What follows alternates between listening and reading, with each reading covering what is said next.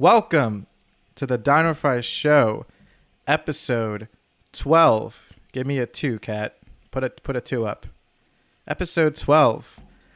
Today we have with us Comic Uno, aka Kat, who is a YouTuber as well as a comic book writer, as well as an editor, as well as a producer. She wears a lot of hats. I do. Why don't you say hi to the lovely people? Hello, all. Hello, lovely people. I'm happy to be here talking all things comics and whatever else Matt wants to talk about.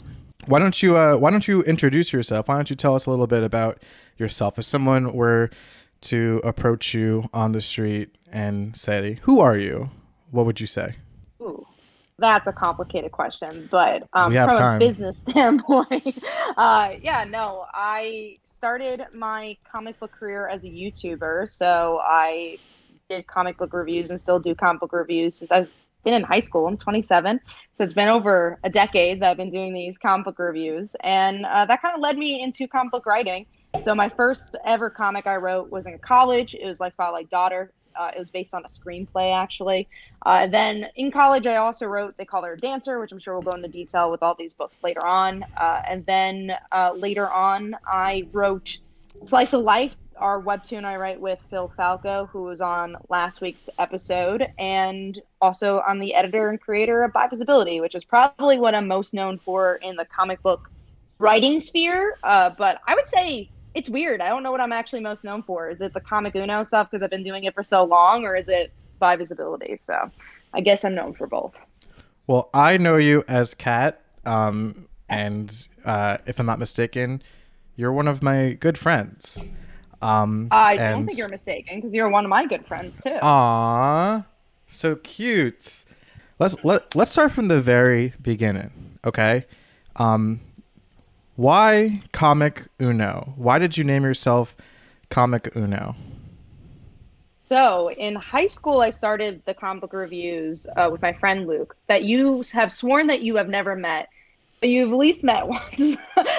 So he's been my best friend for a very long time. We knew each other since first grade, and in high school we were both into comics, and we were on this website called Comic Vine, which was kind of Comic forums what? mixed with wiki. Comic Comic line? Vine, Vine. Vine, Like Vine. It was like like do it for the Vine. Vine. Exactly. Before Vine was Vine, there was Comic Vine. And it was just this like wiki forum type website. And there's these two people that worked as journalists there, but they also did videos. And they did like reviews for I Zombie when it originally came out. So not the show, the comic book, which is so interesting. So they were doing video reviews. And then me and my friend were like, hey, we should do like we want to do video reviews. So we actually messaged them and said, "How do you do this?" And they were like, "You can post on YouTube." We're like, "Oh, that's cool." So we started posting reviews on YouTube, like around the time Brightest Day was out. So that for people that like comic books, that was around the time we were posting comic reviews. And then my friend, probably a year in, says, "Hey, don't want to do this anymore. We do this weekly, and it kind of like takes out of our time of like just doing friend stuff. Like I want to just like not do it anymore." And I loved it. I really enjoyed it still. So I was like, all right, well, I kind of wanted to make my friend sad. So I was like, I'm going to call myself Comic Uno. And I was like, okay, let's see if this will bring him back. But he didn't want to do it. So that is how Comic Uno came about because we were actually originally Comic Duo. And I stuck with the name. And then for other people, it's just confusing. But, now it's just a brand. What do you like to what do you like to do in your free time? That's a good question. I like to read novels a lot. I enjoy You reading. actually read? I yeah, I I enjoy feel like I reading. feel like that's rare these days. People don't read. I don't, and honestly, I wasn't the type of person who liked reading. It was honestly in the recent, probably a little bit before the pandemic. I just read all the comics I could, especially like queer comics, and I was like, oh, I guess there's a space for like queer novels. And I read one or two, and I was like, oh, this is actually really good, and it's something that's so unrelated to what I do. It's something that I can actually like spend time with and feel like it's a break. So I do that. I'll play some video games, but they're games that no one else will want to play. And Matt has seen on my Nintendo. It's just It basketball and blows my mind baseball. every time. Like I'll be playing a proper game, Yes. Like recently I've been playing a lot of Nintendo Switch Sports. And you know, like on the Switch, like your friends pop up when they go online, and it's like Kat is playing MLB The Show, and it's like, what? First of all, why are you playing sports games? I'm not judging, but why? Second of all, why are you So playing them fun. on the Switch? Okay, I have a reason. You were like the only person in the world who actually plays sports games on the Switch. Unheard of. 100%. 100%. Okay, there's a reason though. I mostly play those games when I'm doing something else. So if I have to like watch a show for something, or I have to like, mostly if I have to binge watch something, I will play that game while I watch it, because if you're playing on the TV, you can't do that. You can only play the game. But if you're playing on your Nintendo Switch, you could do other things. You're You could, playing like, those watch games stuff. handheld? Okay, Yeah, that's fair. That's fair. I didn't do know it on that. the television. That makes a lot more sense. And actually, Ozzy in the chat says MLB The Show kind of lit. It is. I don't think it's like the best game ever made, but honestly, it's fun. And also, like before I go to bed, it's a really good way to unwind. Yes, it's still a blue screen, but at least you're not like on the computer. So I like to go to bed and play like a game. So I'll play that for 30 minutes. Other things I like to do, I love music. I love listening to music. I just ordered my guitar. That I will. This is my mission: is to learn how to That's play the right. guitar. Yeah. Yeah, so I just got it. I What'd you didn't get get? it in the mail yet. I don't even know which version I have, honestly. I'll have to let you know You got acoustic probably or electric? tomorrow. No, electric, because I was like, okay, I've tried acoustic back in the past, and now that you taught me how to actually tune the guitar, I was like, maybe this will help, because I feel like that was always my biggest struggle. Once it was untuned, I'm like, I don't know how to tune it again, so I just kind of gave up. So now I have a proper guitar. I am going to actually learn how to play, and not just like fool around. I'm going to go on the computer and like learn my chords, and I think that's something I'm going to do in my free time. I play basketball, as you know. I Yeah. enjoy my basketball. That's my me time. Also a good friend time as well. Those are kind of the things I like to do in my free time, because I feel like the stuff I do for work is what normally people would do in their free time. Yeah, that's what Not yeah. just work. So you were saying that you have a YouTube channel, right? And I'm going to bring it up right now. I think I created it in like 2009, and I wasn't posting anything. But I think we were in junior year of high school, so 2011, I would say. Started like making videos. It's been over 10 years. Wow. So yeah, I have it up on the screen right now. Once again, Comic Uno. And yeah, so what was like your first videos? Has it always been comic book reviews? So it's still there. Yeah, it was always comic reviews. Should I sort by old? I mean, you could if you want. Wow. I've seen it before. It's You look pretty so old, young. right? But I still look the same somehow. I look young, but still the same. Um, Yeah, but I'm yeah, seeing no, your that was the first video review. was 11 years ago, and it was Spider-Man issues, The Amazing Spider-Man issue 630, and I can't see the rest. They're up to issue 900 now. They're getting to 900. Wow. That gives any. Yeah. I read all those, and I've had a review every Amazing Spider-Man issue since then. I've been reviewing Spider-Man since so many issues of Spider-Man. It's crazy. So you Spider-Man has just always been my boy. so you just started reviewing comic books, and let's back it up even a little bit further. Then, how did you get into comic books in the first place? You always been a So my nerd? dad, yeah, I would say so for sure. My dad, when he was little, he loved comics, and he got like the original Green Lantern, Flash, that age of superheroes is called Silver Age, and so he would read that and like go to the drugstore and get comics, and no one knew what they were back then, and no, it was just such a different beast, that they would actually be worth something. So years later, I think he was moving from Brooklyn to Long Island, and his dad gave them all away. Didn't sell them, just gave them all away. And that's like a story for a lot of people, from what I hear, is like they just give thousands and thousands of dollars away because they didn't know at the time that it'd be worth something. So when I was a kid, he used to go on eBay and try to find all these books that he had lost, and he would buy them again. And then he would read these books to me, and I was like, oh, I really like these. And then in that sphere, like in 2002 or probably before that, there was a lot of the shows out. You had Batman the Animated Series, you had Spider-Man, and you had the X-Men Evolution. And I knew, because my dad got me in the comics, that they were based on comics. So I was like, hey, Dad, like while you go on eBay and buy your comics, can I buy like a Spider-Man book or a Kitty Pryde book? Because I really liked her from X-Men.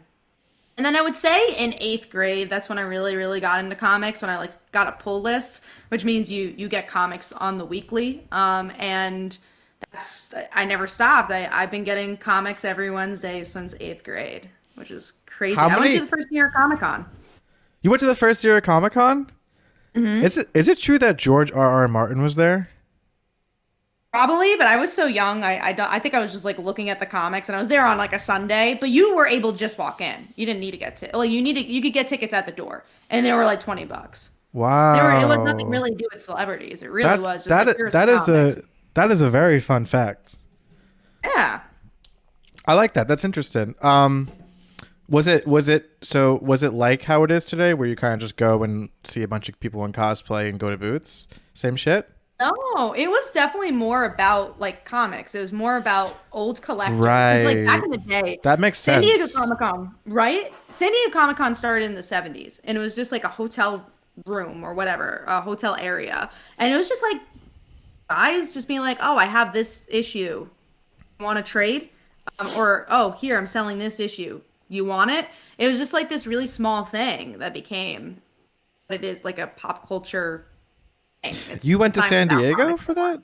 that? Yeah, multiple times. I've done You press for so San Diego. so you went to the first Comic Con Oh, not the first San Diego in Comic New Con. I just York. been to San Diego. Yeah. So New York I went to the first one. San Okay. Diego's been since the 70s. So I went when it was a little bit more pop culture-y. I went in whenever we were 16, so like 2010 or so. That was the Right. first time I went.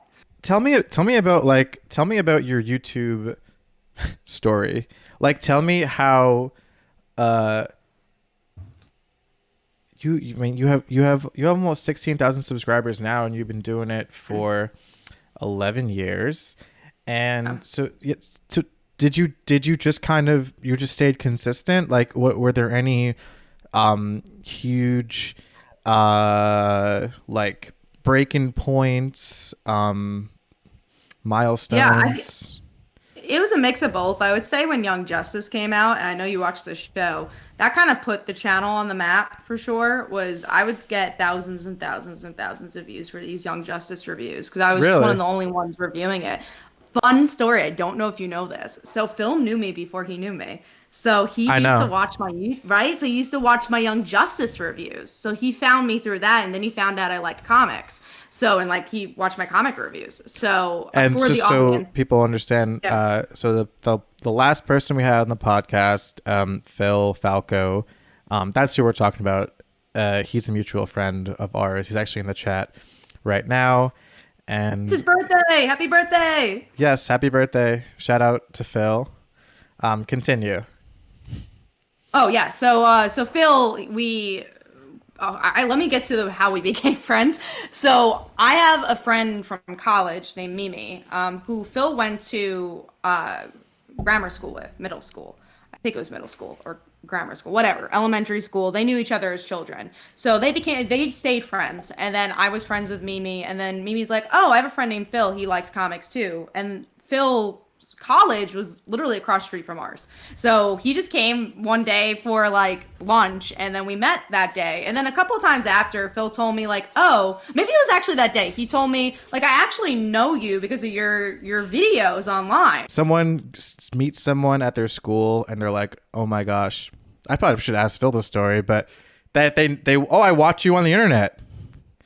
I thought it was interesting, but interestingly enough, because I went to a lot of Comic Cons, it wasn't like the first time I've had people come up to That's me cool. and say like, "I watch you." So, but that was the first time like a connection in real life had happened. I don't remember it being like, oh, like someone I actually personally met had like watched me. Like it was just more like I went to Comic Cons and people would like say, "Oh, Comic Uno, hey." And I was like, "Oh, that's interesting," because you don't notice and still to this day, like that still happens, which is interesting, and you don't think about it. But Yeah, like when that happened, I was just flattered. I was like, oh, it's cool that like he watched my stuff. Like it's interesting to have that reach, and yeah, it was cool. What were the other fan interactions like? And like, I also want to stress again that I mean, you have 15,500 subscribers on YouTube. That's way more than I have. I would consider that an awesome achievement, but the fact that you're running into people, I mean, New York first. No, I mean New York is a big city. You're running into these people like at like comic locations, though, And and like airports, what interestingly. you met some, Yeah. just you met a fan at an airport. Yeah. Tell me about that. Remember I was walking and I think it was me, Alex, and Luke. So Alex is my twin brother and Luke I mentioned earlier. And for people that just joined, he's my friend with the comic duo story. So we originally made our YouTube channel together. And we were just walking and then somebody's like, I know you, you're Comic Uno. And they were like sitting and somehow got my attention. I don't know how. And they had seen me, I think, previously at another Comic Con too, and it just had been recently, and that's how I think I noticed their face. It was because like I had recently seen them, so that was interesting. That was definitely one of the bigger moments. At what? Do you remember how many subscribers you had when people started noticing you? Do you remember the first time you got recognized? No, honestly, I think because it's happened enough where I don't really remember. Oh, you know what was cool? Okay. So this is the first time like something really big happened and someone recognized me. I was doing at New York Comic Con and I went to a Spider-Man panel and comic book panel. I remember I went up there. There's opportunity where you get to ask questions and you could go to the mic. This is before I was a journalist. I was like, oh, it'd be cool to ask my favorite comic book writers, whatever. And I remember I got to the mic and the writer Dan Slott, he said, Kamaguno, hey, to the whole entire room of people. It's like, I love your videos. That's cool. Like, to the whole room of people listening. I was like, oh, thank you. That's awesome. So I think those are like also just meeting people that know that I look up to. Like there's a lot of comic writers I've gotten to know because of this. Like Gail Simone has like seen my videos and stuff like that, which is cool. And yeah, I think that's been cool. Like people I look up to watch the videos. Comics is so small. I don't want to make it sound like, oh man, Comic Uno is a big deal. It's just more just the niche is very small. So No, I totally agree. It's like for me, I'm into very niche bands that if to you to the regular person it would mean nothing, but to me, if I ever met them on the street, I would be smitten. Like that'd be crazy. Yeah, it's cool. It's Someone a cool in thing. chat wants your autograph. Oh my God. You can go support our Kickstarter and you get my autograph. That's actually true. We'll get to that in a bit. She's quite the hustler. So let's talk about your most famous video, the Which one? infamous. You know what I'm talking about. There's so many. How to play the Pokemon trading Oh, that card one. game, which has ooh, Million. which has 1.6 million views. Yeah. So me and my friend Luke were like, let's bring back Comic Duo and call it Poke Duo. And he was really into Pokemon cards, and every week we'd play Pokemon cards. Like I loved it. It was so much fun. And I mean, honestly, to this day, if someone could make a deck for me, I feel like I'd play. I think the hardest part is making a deck, and it's a lot of money. So I'm like, I don't want to do that anymore. But I remember we're like, hey, let's just make a video about it. And we just did this stupid video, which is just how to play Pokemon cards. And it just did so well. And I think maybe because Pokemon cards got so popular after the fact and people were searching, like, how do I play this card game? I didn't know it was going to be popular. We were playing it before the boom. Not that they weren't popular, but there was definitely a Pokemon card boom. Yeah, of course. Yeah, and it just got really popular at that time. And you're like, whoa, when did this? It did not happen overnight. It happened like gradually. That video got popular. It wasn't like when we posted it. It was like months after. Yeah. What was the fallout from that? In like a good way. I'm saying like did you? I guess I'm wondering like from a general money, right? Yeah. Tell me how much money you made from this one video, just through God. AdSense. Oh, you can look it I up. could pull it up. Yeah, if you Chat, have AdSense, we're getting the exclusive. $3,000. 3,000. Yeah. That seems low. For a million? I don't know. For doing nothing, I think 3,000 is pretty nice. Isn't it? But like, I mean, 1.6 million views, and you only made $3,000 That's true. That is true. I just think from it depends on YouTube the. AdSense. It depends on like who's clicking. I think that's the big thing with AdSense, and also the video's kind of long, so that actually helps it out a little bit. That But does. a million views on another, all right, let's say 100,000 views could get the same amount of money depending on the engagement of the ad. I didn't know That's that. really how you make it. Yeah, so it's about the clicking of the ad more than the views. So did this video did it help your channel? I mean, I'm sure it had to help a little bit, but like Yeah. it helped out. It helped a lot. What was what let's talk in very general terms, like just like what is the like what was the success from just getting from a video of yours going viral? 1.6 million views to like the regular thousands that you usually get. I think it was just more of just like I got a lot of subscribers and a lot of people asking for Pokemon videos. That was Why the didn't you extent. make more Pokemon videos? I Cat. didn't want to. Because I was just like, I remember. Okay. Yeah, no, that was it. I remember people just like, make more Pokemon videos, make more Pokemon videos. And I'm like, I don't think I have the knowledge to make more Pokemon videos. I That's think true. how to play Pokemon. You're not was that the into extent. Pokemon. Yeah, I know no, that. I like Pokemon, but not enough to make more Pokemon videos. Cat. Name 5 Pokemon. Name 5 Pokemon right now. Go. Charmander, Squirtle, Pikachu, Voltrobe. No, it's not Voltrobe. It's Voltorb. What's his name? Oh, he's a little Pokeball. He's a little Pokeball. Who else? Who else is up? What's the little? Who's the little caterpillar? What's his name? You really can't name 5? What's his little name? Okay, I'm not telling you. Charizard. Who's the middle one? Charmander, Charizard, Charmeleon, Squirtle, War Turtle. Okay, there you go. Raichu. There you go. Raichu. All right, now name 5 types. Oh, electric, metal. No, Earth. metal. Metal's not one. How is it not one? Metal's No. Definitely one. Electric. Go ahead. That's one. Electric, dark. Fairy. Fairy. Fairy Yes. is one. Fairy. Water and fire. Okay. Metal has to be one. Now, for the grand finale, name What do I win? name 5 versions. What does that Like- even mean? like versions of the game. Oh, okay. So like Pokemon Yellow. Okay. Pokemon Red. Pokemon Blue. Pokemon Sapphire. Pokemon Sword. Well, okay. All right. I like the games more. I have no further questions. Pokemon Go, I would have accepted, Ozzy. Yes. I mean, aside from that mega viral hit that you had, your usual content is, as we said before, you review comics. You also review shows. Movies ever? I used to. And then I was like, I feel like YouTube's changed so much. Like back in the day, it's much easier to get views. Like, cause it really was. I would post. It was easier back then. Oh, so easy back then. So much easier. I could post a video of me jogging.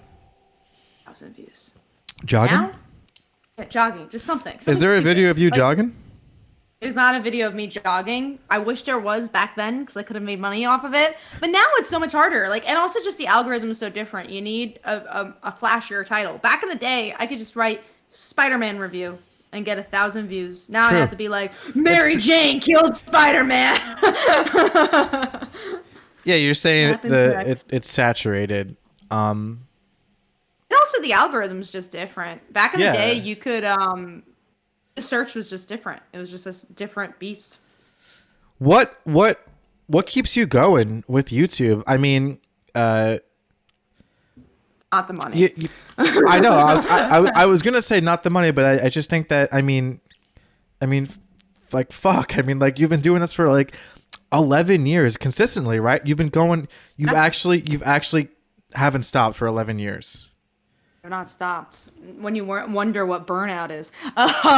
But yeah, I no, wouldn't blame you. right, yeah. But yeah, I just enjoy it. Like I enjoy talking about comics. Like I enjoy once I read my books, like it's just a ritual. Like I like how reading it on Wednesday and just giving my thoughts about it and putting it out into the world. And I'm glad for the people that watch and enjoy it. I feel like my career has definitely changed. Back in the day, like I think that was my thing. I wanted to do YouTube. Like I really wanted to make money off of that. And now, like I do it for fun. It's less. It used to be more of a business than it is now. But also, like I did a lot more reviewing. Like even in journalism, like I was a critic for IGN and Newsarama. So and that was just a critic. Like I did other stuff for them too. But if I'm just talking about reviewing comic books, I did that for them. So I mean, that was like kind of in my head. Like I really liked reviewing comics, and I still, again, I like it. But now I don't. I feel like I just talk about the stuff I just more want to promote books. Like I want people just buy comics and be like, this is why I like these books, and to try to be a positive voice in comics, which is a rarity, especially on YouTube. Yeah, I mean, you were saying about like how you've worked for IGN, DC Comics. Did your YouTube channel play a part in that? I would say me reviewing comics played a part. So I graduated college with a journalism degree, pretty Ha! much. So I had a communications degree, Loser. right? That's Imagine, what's so funny. bro. Imagine going to Imagine school for that. journalism. What? That's so weird. I did the same, What's so chat. I did the exact same thing. Did the YouTube channel help? Yes, I think because I was more critical. Like I understood how to review comics, but then it was to learn how to write reviews for comics. And Did when I you ever graduated like college, submit your YouTube channel like in a resume? yes, Okay, I that's did. there it Yeah, is. a couple of times, and it definitely helped because like I had the name, but I wasn't able to like plug my YouTube channel on those websites just because it's a Right. conflict of interest. You write comics. So tell me about how you got to that point. You started off reviewing comics. You started writing for comic book uh, publications. How did you go on to write your own comic? And what is that comic? So I started writing comics, I guess, a little before I actually did the journalism stuff. So I was in college and I took a screenplay writing class, and I made the script like Father Like Daughter. So I really liked that story, and I was like, why not make a comic out of this? It'd be so easy. Not really. But luckily I did. I made a video on my YouTube channel, and I said, hey, looking for an artist, because that's where I was gonna kind of start. And I had a publisher come to me. Um, and I worked for that publisher for a while, and I wanted to start self-publishing a little bit more. But that's how like Fall Like Daughter kind of came about. Was like I published with them actually, and they pretty much helped me with everything. They helped me find a letter and artist and all that, and that's how like Fall Like Daughter was born. And then I started. I was like, hey, I gotta write more comics if I want to be a writer. So I wrote the Janster, and that was in the docket for a really long time, and Back it it was up. mostly just What's like father and like daughter about? But Like like father, Fall like Like Daughter is sorry. about a high school girl. Father left her, become a full-time superhero. Everyone in the world loves him except for her, and then she inherits his abilities. So it's a superhero book. And really, what I wanted to do with it was just the supporting characters I always really liked in comics never really got a lot of spotlight. It'd be like, oh, the daughter of the superhero, and they'd just be there for like an issue and then disappear. And one of my favorite comic book characters of all time is Spider Girl, and she's the daughter of Spider-Man. So I was like, how about if that dad was a deadbeat? And that was kind of the story. And then there's a lot of twists and turns that happen in there, and it's really a story about family. And really, I like stories that aren't just like, oh, who's this bad guy and why is he a mustache twirler? I like the more character-driven stuff. So it's really what they do. It's like a slice of life of superheroes, I would say, more maybe a drama of superheroes. So yeah, if you enjoy character work, I think you'll enjoy it. And it's my longest running book, and I feel like it's a book that's transformed a lot because I started in college. So as a 27-year-old.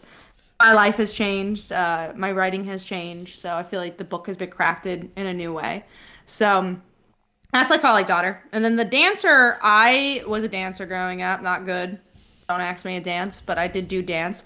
And I did martial arts. I have a black belt. So I always saw So there was whoa. kind So of, could you kick my ass? I I don't know. I think I could. I could definitely defend my ass. Okay. I think I Have you think ever because kicked of my someone's ass? yes, but I think more out of anger. So I feel like I have to be angry. Wait, can we talk about this? Sure, yeah, no, I mean, this is like Tell my me about brother, the. nothing. Oh, Yeah. okay. Yeah, no, I did that, and I really saw the similarities of martial arts and dance. I saw that martial arts was always seen as this, fighting thing. But in the actual classes, you had to get a belt. You didn't have to fight someone. You had to do something called a form, which is just pretty much a dance of punches and kicks. It was just like you had to memorize choreography to showcase that you know how to punch and kick. And then you could get to the next belt. And you had to do other stuff. You had to like break boards and like cement as well. Had to break cement to get my black belt. That was pretty cool. Wait, did But you? yeah, so With your foot? That's cool.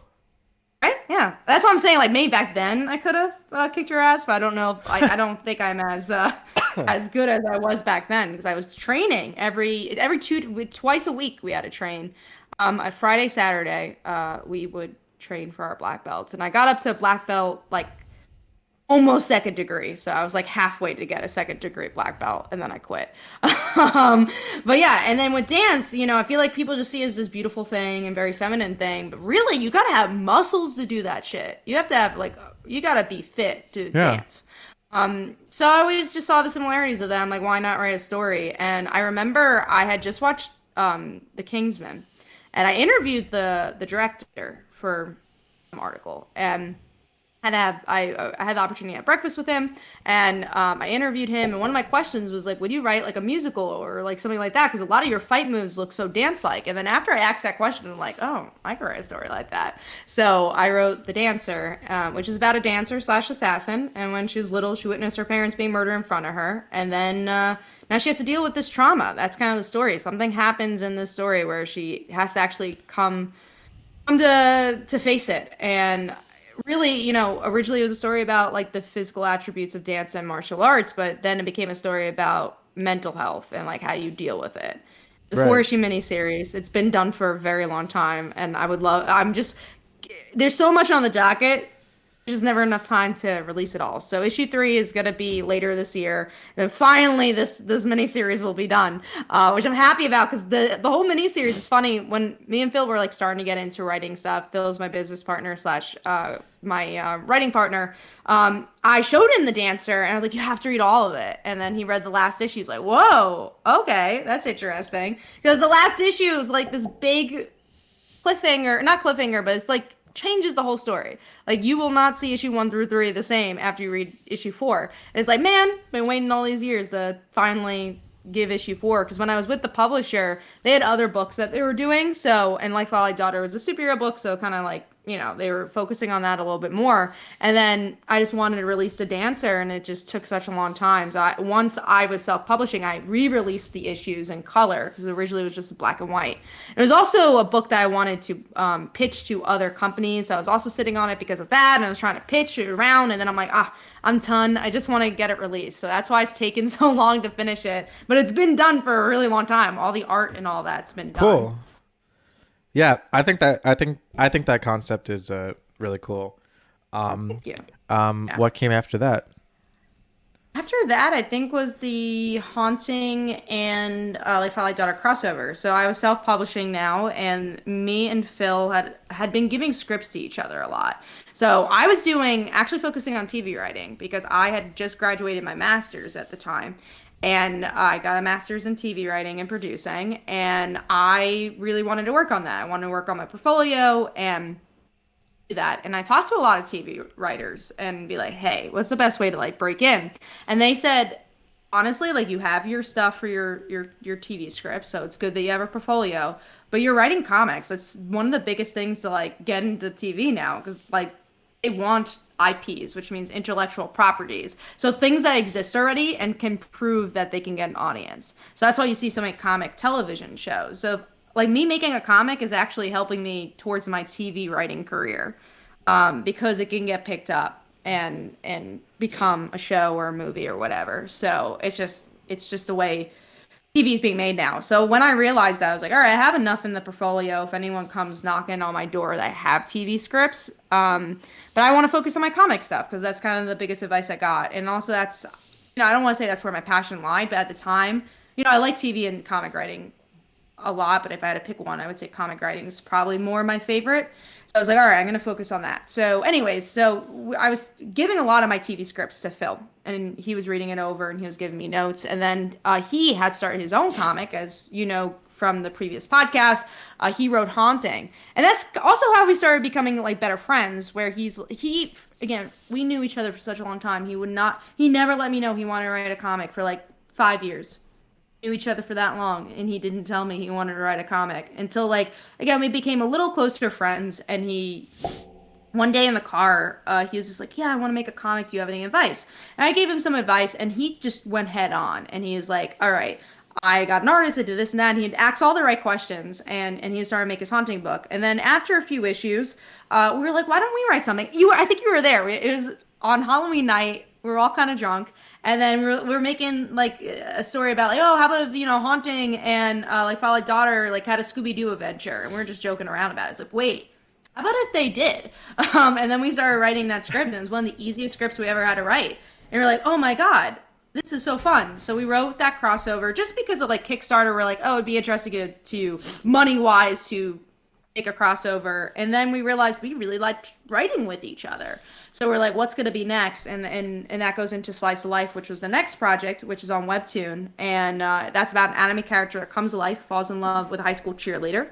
And we both were really into Webtoon. We wanted to do something queer. I skipped Bi Visibility, but I'll talk about that in a second. But yeah, we wanted to do something queer. So we wrote that. And Phil had this idea about an anime character coming to life for a little while. And I wanted to do something that was like about two girls and cheerleader type character.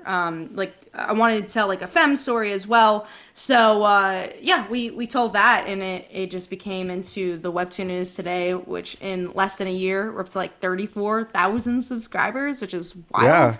Yeah. It's been so successful. Every Comic-Con we go to, people are like, oh, I've read Slice of Life. Even if it's like the smallest convention, people notice Slice of Life, which is really cool. And then I came up with the idea for Bi Visibility, which is a bisexual anthology, which is what I'm probably most known for. And with that, I wanted to tell more bisexual stories. I didn't think it was really out there. So I always had this idea that I wanted to do it, but I wasn't out to the internet. So I was like, I don't know if I want to do this or not. And then I was like, all right, let me do it, and whatever. I want to do this story. And I was like, oh, we'll see. Like one day I'll write it. And then I had a couple of friends in the comic community and Phil and just like, my overall friends say like, you should do it. Like that's something you want to do. Why are you waiting on it? And it was the most successful Kickstarter by all means. And is our most successful comic book with over 1,300 backers on Kickstarter, and just became a huge success. So it's kind of cool that one haunting crossover that we just had a fun night. It's like, how about if we did this, turned into Bi Visibility, where me and Phil worked together on that, and now Slice of Life. Yeah, that's awesome. And Slice of Life. So you guys have issue 1 out right now, but you have a second one coming up, right? So yeah, tell me more about Slice of Life. Slice of Life, again, logline, anime character comes to life, falls in love with a high school cheerleader. And really what we wanted to do with it was just break down what the Slice of Life genre is. So it's not explored in the direct market, which means the comics you go to the comic book store for is called the direct market. You don't really get to see a lot of Slice of Life books. It's mostly like superhero or action or horror. You're going to have more of over there. And yeah, with Webtoon, it's all about romance and slice of life genre. So we're like, how about if we just told a story about life and what that means? Because slice of life just means the genre is just like, oh, I'm gonna go get coffee, and that's a story. We're like, well, let's go above. Yeah, I'm getting coffee. Let's figure out why this person likes coffee. Like, why is this important in life? What is makes that a routine? And we're really dissecting the little moments of life and how that creates a full character or a full person in the eyes of a fictional character. Yeah. And so, like Father, Like Daughter and The Dancer were both physical issues, but Slice of Life is different because it's a webtoon, which means that it's free to read and it's on a website which is called Webtoon. Yes. Give me some numbers on how Slice of Life is doing today. All right, let's see. So exactly today, we have over 1 million views. We have 1.2 million views on all our episodes. We have 42 episodes. That one just went up today, and we are less than 100 subscribers away from 34,000 subscribers. So that's where we're at. And yeah, the Kickstarter also is doing well too. We had around 550 to 600 backers on the first campaign had over 600 backers, and I think the last campaign had about 550 backers. And both had made close to, well, I think the first one made 15,000. The second made close to $20,000, which is really cool. So it's kind of cool to see the digital comic and that audience be able to go into a traditional medium and use Kickstarter to get a physical book, and then vice versa. Maybe someone who's never read Webtoon now reads Webtoon because of the Kickstarter. And then if for people that read Webtoon, which is a lot of people that don't read comics, now maybe they've read their first comic book, which has always been the mission for Slice of Life, is that me and Phil love comics and we love Webtoon. And we're like, hey, how about if we got all these millions of readers on Webtoon actually see that Webtoon is actually just comic books and they could read comics as well. Yeah. I mean, I didn't read comic books until you guys. So even though I really only read your guys' comics. But still. You had Scott Pilgrim, right? You had Scott Pilgrim. That's like as a well, graphic novel. It's based on a comic. No, Still the same thing. it's based on a graphic novel. So okay, so this is how graphic novels and trades work. So graphic novels are just comic books. I think in that particular one. They're Yeah. I mean, So that one I guess. think Scott Pilgrim was actually a single issue book, I believe. If that means it was just collected. That means it's honestly just a trade. But graphic novels and comic books are just the same thing. They're just a different length. Graphic novels, a lot of times people will call like Watchmen a graphic novel. It's actually a trade because those 12 issues were released in single issues. And then they just collected it. Huh. Okay. I think you're right. Yeah. I'm pretty sure I'm right. Wow, I'm a fake fan. Let's go back to buy visibility because there's a new development with buy visibility, if I'm not mistaken, that you want to talk about. Is that correct? I do. So after Talk about it. Yeah, after the comic did so well, we're like, bisexuals don't have as many opportunities to showcase their visibility. There's not even a bisexual flag in emojis. Oh, emoji bisexual flag. Can't show your visibility. Yeah, there's only a pride flag. There's a pride flag. Okay. Yeah, there's a pride one, but there's no I was bisexual gonna say, flag. I'm wearing the pride flag right now. You are. You're wearing the pride flag. You are definitely a hero. But well, you were talking about buy visibility before. If you want to talk more about it, and also tell us about this new development, because if I'm not mistaken, a second one is on the way, and something happened today that is included with that, right? Yeah, so we wanted to make a separate Kickstarter for pins that we are showcasing, showing your buy pride. And I think you could even get to see these pins. There's the first one. Yeah. On the screen right now. And we also have a pin version of that as well. That's, I believe, the pin. So that's the bi pin. So if you just want people to know you're bi, but not visible, there's the bi pin. Ha! Bye, but I'm. And There's then, doggies. who's this little So guy? So that was my old dog, Cuddles, and we're like, let's make her into a pin. So that's Cuddles the bi dog, and she's a Shih Tzu, and she has a little bi tail. Cute. And last but not least, There is our girl Molly, who's been lurking in the background. That one is in particular is actually limited. There's only one of them. Actually, it's already been taken, but there's only one. Only one person could get it, and because that is instead of having black fur, it has purple fur.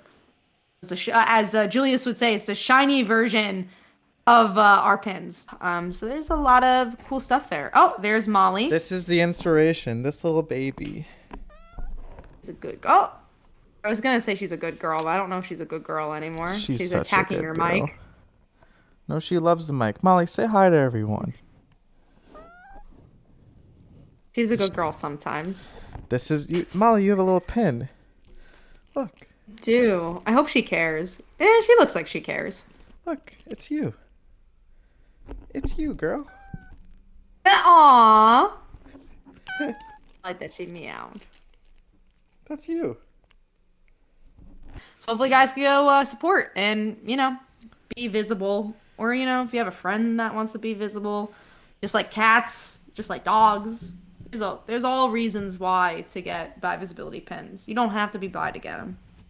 So yeah, so these are the pins. You can see Molly there and Cuddles, and yeah, um, and you, if I'm not mistaken, are quite the Kickstarter connoisseur, aren't you? I am. I am. So I've been doing Kickstarter for a long time, and I've cracked the code at least on comic Kickstarter, and I actually do Kickstarter consulting. So people who want help in a PR angle for their Kickstarter, I'm the gal.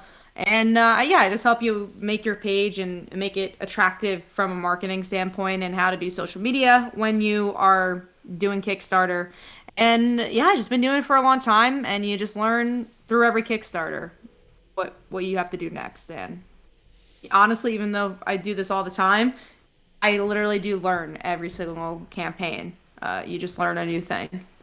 And this is like your job now. Like you work on Kickstarters or you help people launch Kickstarters. Tell me more about that.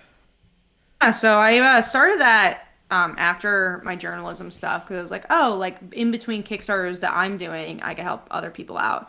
And then it just kind of exploded. I didn't really expect the reach that I got. A lot of people needed help, and then other people told other people, and it just kind of exploded from there. So yeah, it's been fun, and I really like helping people, and I think it's just so satisfying. I like seeing people learn and also figure out their own path because just for me saying like do this, like just because it worked for me doesn't mean it's going to work for you. And that's honestly one of my biggest notes is like you got to find your own path as well and figure out your own voice on Kickstarter and figuring out your social media I think is really important. And honestly, it's more of a class of how to build an audience than even just building a Kickstarter. It's more of like, okay, well, how do you get people interested in your book? I think a lot of times people think they're in your head like people are on Kickstarter could be like, oh, I know what this book is because they said Jimmy John he went up the hill. I know who Jimmy is. It's like, no, you got to tell us like why would we care about this character? If you were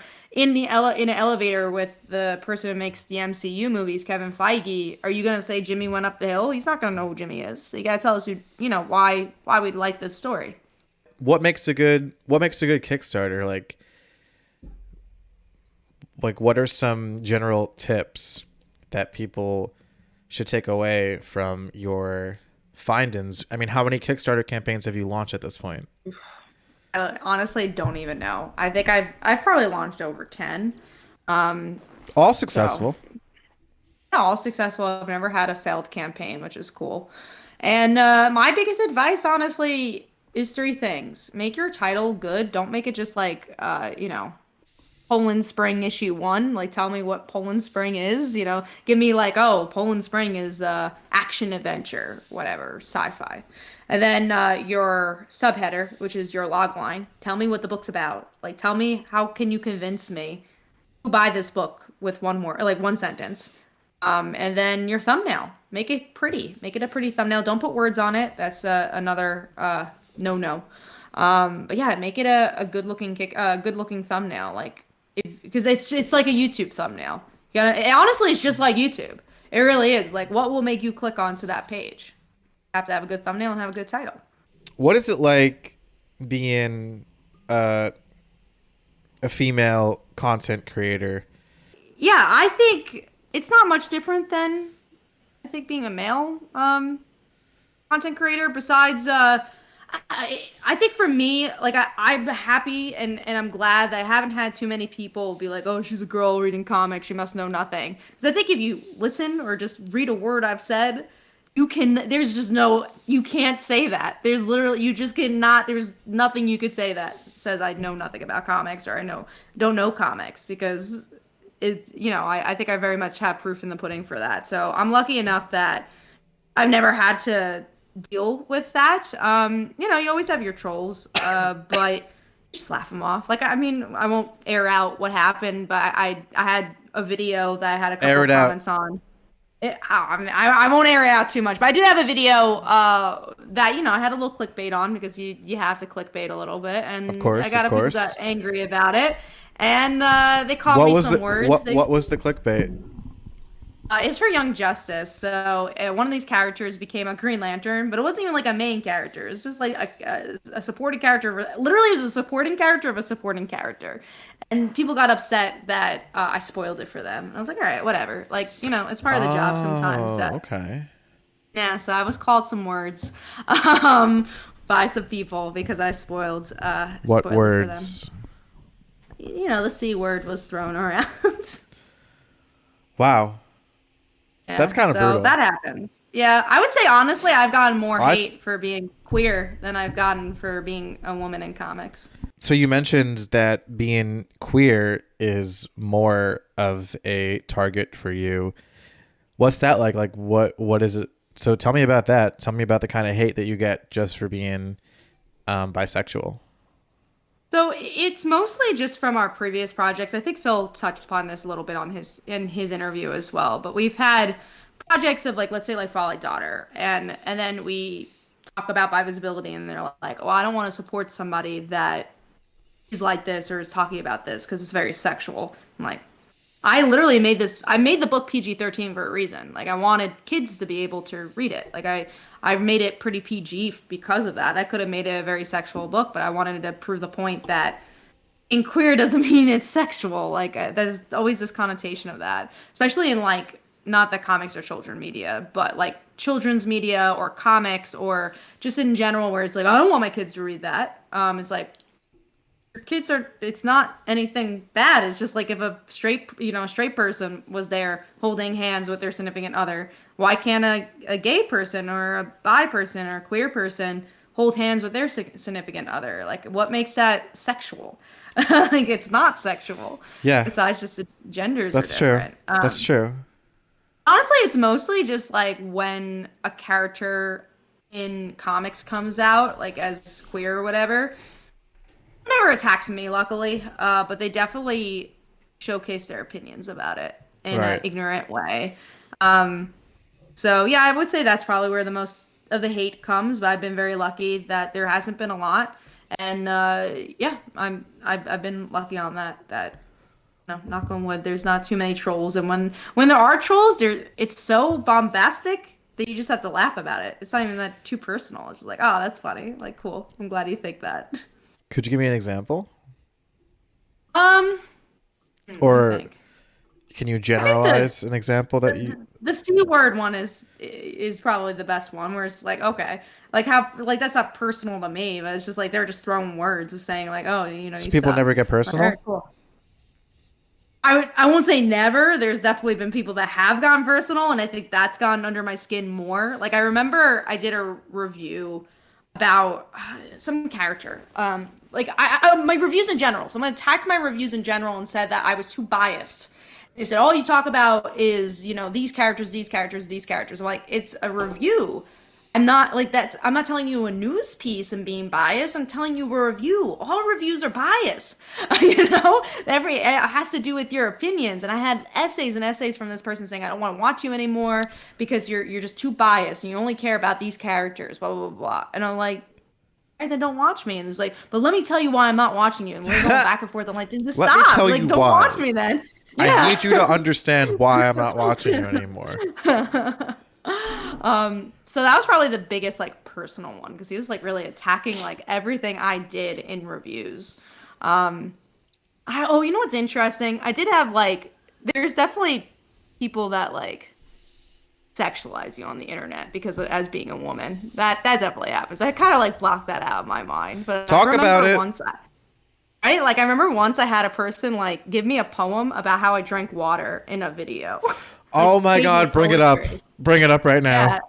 Someone like gave me poetry about like myself. Do you have And, it? like, no, it's been years. It's been years since I've seen it, but it was a Comic little. Uno, you are like Comic water. Uno.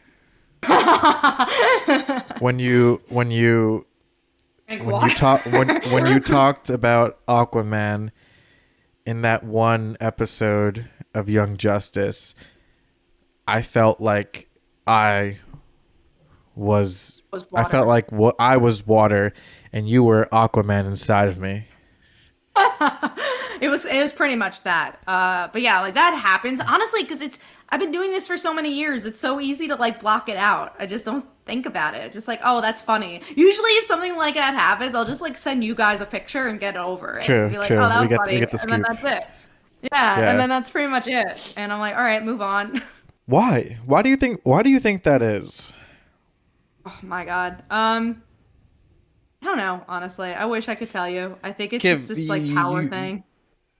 Oh, a power thing. You think it's men behind the keyboard Yeah, that are upset wanting. that a woman is out here hustling? Yeah, and they like want to have more power in the situation, I would say. Like, I think it's that. And also it's just like, no one knows who they are. It's easier to say things that they wouldn't say in real life. I think a lot of times one thing I've noticed I definitely feel more like a product sometimes than a person. Like on Oh, the internet. okay. Yeah, yeah. Like I feel like a lot of times treat me as like I'm doing a service for them, right? Like I'm just a product to them and I'm not a human being. Like I feel like that happens a lot. Interesting. Let's unpack that. So, like what kind of language is it that makes you feel objectified on the Oh, internet in not even regards? oh man. I would say I'm more objectified for my work. Like I'm more objectified of like you didn't do this, why didn't you do this? Like, oh, you're a human being, that's fine, but like why didn't you do this for me? Like why didn't you do the review? Why didn't you review this? Why didn't you talk about this? You should have talked about this in a different way. Like they definitely don't talk to you as like sometimes. Don't want to say everybody. I think a lot, it's just the way the internet works because you are kind of like a character to them more than a Mm, person that lives their lives. 'Cause especially for me, I don't really show my actual life on the internet that much. I show like which you business shouldn't. cat, as I would say. No, which I shouldn't, and which I have pride of that I don't show it very often. But I think because they don't see cat, they just see comic Uno. There's just a different perspective. Right, right. Do you like being cat or comic Uno more? I think I like being Cat more. I think I enjoy Cat more than Comic Uno, but I like Comic Uno. She's a good girl. Wait, so yeah, what were you saying about Twitter? How's it like Oh, being I was just verified? saying, being verified, I feel like you feel verified, so that's cool. But yeah, I think it's just mostly that people pay attention to your tweets more. They're more likely to like or retweet because you're verified. Because they're like, oh, this is like a source that I could trust because Twitter thinks so. So I guess I should too. So definitely getting likes and retweets are a little easier as a verified person. And I think getting viral tweets are a little easier. Do you ever feel like being a queer content creator actually gives you advantages as opposed to disadvantages? Like, do you feel that you have more of a chance to get traction because you're queer and maybe your work is labeled as queer? I think it gives me advantages just because, yeah, there's a community. So, like, by visibility did as well as it did because I was selling products where I had a built-in fan base, which is bisexuality. Like, it already had people that care about bisexuality. Instead of like for my daughter, I have to kind of build a fan base from the ground up. Like, yeah, people like superheroes, but there are 12,000 superhero books out there. What makes mine different? So it's a little easier because you have the support system already from the community, which is nice. And also, there's just so little queer content, especially I won't say especially in comics, just out there in general. Yeah. There's not a lot of bisexual content, so it's just it's just easier to let people know about it. It's easier for people to find out. So yeah, I think it helped for sure because it also makes me have a different voice. You know, it shows like, oh, this is what I can bring to the conversation. These are my experiences. Besides the pins that you just launched on Kickstarter, what are you working on right now? Oh man. So yes, the pins are definitely at the forefront. That place I can't talk about for where I'm writing for journalism. I've been doing a lot for. That's okay. So I can't talk about that. But I also Slice of Life. We had a new episode go out today, so we're always continuously doing stuff for Slice of Life.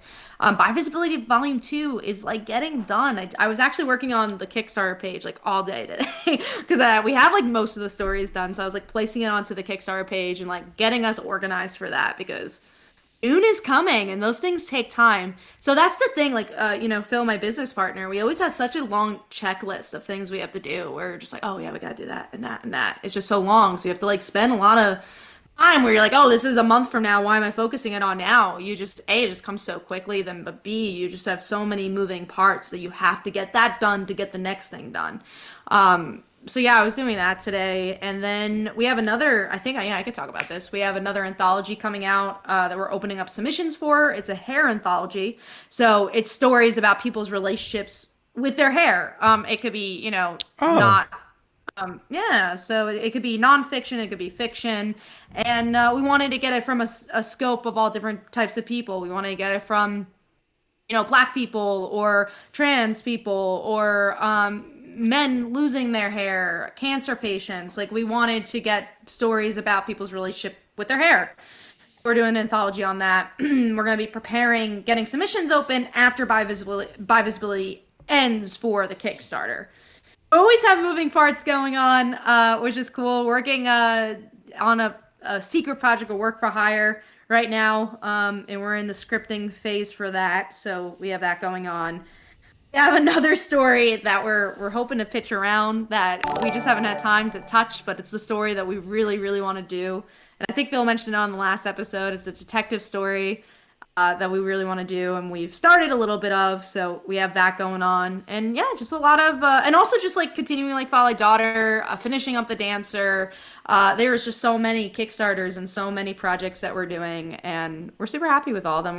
What we like is that we do a lot of different things. We're not just doing one thing. We're not just doing gay stuff. We're not just doing superhero stuff. We literally just dive into so many different, areas because we like a lot of different areas and genres. what are some positive fan interactions that stand out to you throughout your time on YouTube, writing articles, going to conventions, blah blah blah? I think one that's been really interesting. We had a viewer that watched us like from the beginning, like our first fan. His name was Crumeus, and he would find us like at Comic Con sometimes and say hey, and then like years later, he'd still like say hi and say I'm like a fan. So like 12 years later, our first fan is like still a fan of our stuff. I think that's like the most rewarding is when like I do my YouTube videos for a long time and I hear someone say, "Oh, I've been watching you for like 2 weeks. You have a really cool view on comics." Like I was on a podcast like a couple of days ago, and he had just recently seen my videos like for like the past couple months. He's like, "Oh, I really like your energy, and I just really like that you're so positive about comics and that you review a lot of diverse comics. Like there's always a new comic to find. So those are people that just found my channel. But then there are people that have been watching my channel, for 10 years or 5 years, and like that's cool too. So I think those are really positive experiences for sure. And again, like just people I admire in the comic book community. It was funny. So I used to review the show Bitten.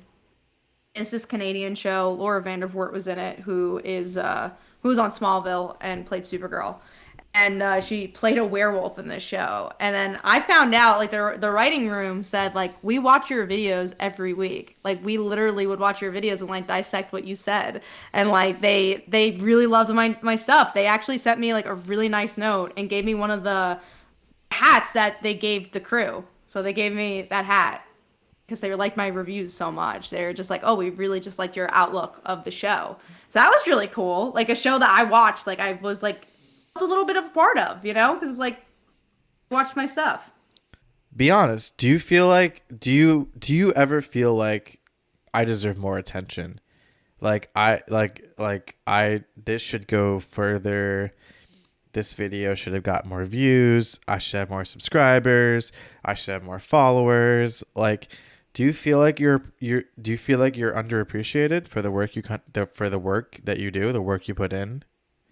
Some moments I do, some moments I don't. I think sometimes I have such a big win where I'm like, "Whoa, finally all that work I've been working on has been worth it. Like this is the moment." Yeah. Like a couple of days later, maybe something didn't go the way I wanted to, or I didn't get the views I wanted, and I didn't feel appreciated that day. And I was like, well, this sucks. I've been doing this for so long. I should be in a higher spot. So I think it depends on the moment, It really depends on what's going on that day. And it could be even what's going on in that hour. Sometimes you're above the clouds and then someone leaves something nasty and you're like, oh, fuck, you're right, did suck, or like, oh man, all that thing Aw. I thought that was really good, and you're like, oh well, that person said it sucks. But yeah, no, I think it's definitely a seesaw on that one. I think I've gone a lot of places. I mean, one of the things I really wanted to be successful in was Kickstarter, and visibility made such big numbers. Like I remember I was just like, the dream is to make 1,000 backers. That's the dream. I thought it was just such an untouchable dream. And no, it became real very quickly with by visibility. And we're like, whoa, I'm like one of the bigger Kickstarter people on this platform. And then again, people like thank you, and people I admire like started admiring me. Honestly, mostly with Kickstarter. That's the thing. Like most people, if I like people I admire in the industry, they'll either find me from my reviews and they say, "Oh, you're a breath of fresh air," because like you actually give real criticism, or they'll find me through my Kickstarter work and they're like, "I want to do a Kickstarter. Can you tell me more information?" And I've gotten, a lot of people. I don't like name dropping, so I won't. But like I've gotten a lot of people I admired. Um, that happened, and I was like, "Oh, that's cool. Like you're coming to me, like what? This is crazy." So yeah, no, I think I've had a lot of wins in my life. I've had a lot of losses in my life, but I think you learn from all those things, and you're never gonna be satisfied. I think you're just gonna. This is what I always learn. Like you're That's never gonna fair. feel like it's enough, That's true. right? You're never gonna feel that. It's human nature in that regard, right? You always want Yeah. more. Let's say somebody's watching right now and they admire you and what you do. Maybe they want to start a YouTube channel. Maybe they want to start a YouTube channel about comic books. Maybe they want to be a comic writer. Maybe they want to do Kickstarter. Like, what do you have? What kind of advice would you have for someone who let's say what advice would you give to younger you? Younger me? That's a good question. I would say all this work you're doing leads somewhere. You actually think that if you put in the work, it'll lead somewhere? Yeah, because I Okay. believe in probability. I believe that if you, let's say you're blindfolded and you had a dart in your hand, and you threw 100 darts. One of them's probably going to go to the bullseye just because you did it as many times as you did. I'm not saying do the same thing and keep failing. You obviously have to learn from each time. Maybe you did that one dart and you're like, oh, you put your blindfold up. Sure. You're like, oh, okay, I missed because of this. Then you put your blindfold back on. And you're like, okay. You Yeah. keep trying and you try to keep improving while you do it. I think you'll succeed. It's just probability. Cool. I like that. That's nice. Do you have anything else you want to add before we sign off here? Yeah, just go check out the Buy Visibility pins. We're super proud of it. We worked really hard on them. We'd love to get funded. We'd love to get those pins in as many hands as possible. So definitely go check that out. Go check out Slice of Life if you haven't, because that's weekly. Yeah, and go keep subscribing to. I think you subscribe on Twitch. If you don't, do whatever you can to support Dino Fries. Ooh, yeah. We gotta take the thumbnail picture. Ready? 1, 2, 3. Perfect. Okay, now give us your best like, comment, and subscribe. I have to do it. You have to tell the viewers Okay. for Viewers. me. Viewers, please stop what you're doing. Like this video. If you're not subscribed, you should be subscribed because there's some awesome content coming your way. And I don't know what else you got to do. It was just like and subscribe And comment. and comment because you know what? We talked for a little while. I'm sure there's some interesting things here that you'd like to comment on. You might want to call me the C word. You know what? If it means that Matt's getting a comment, you do it. And also check out Kat. She's on Twitter at Comic Uno. She's on YouTube at Comic Uno. And she Comic Uno has everywhere. a Kickstarter that's live right now. That's super cool. And I will include it in the description of the YouTube video. And yeah. And You can that's watch a me wrap. on mute. That's fine too. You can Watch her on you mute. can Bye, guys. Say bye. Bye. Bye bye.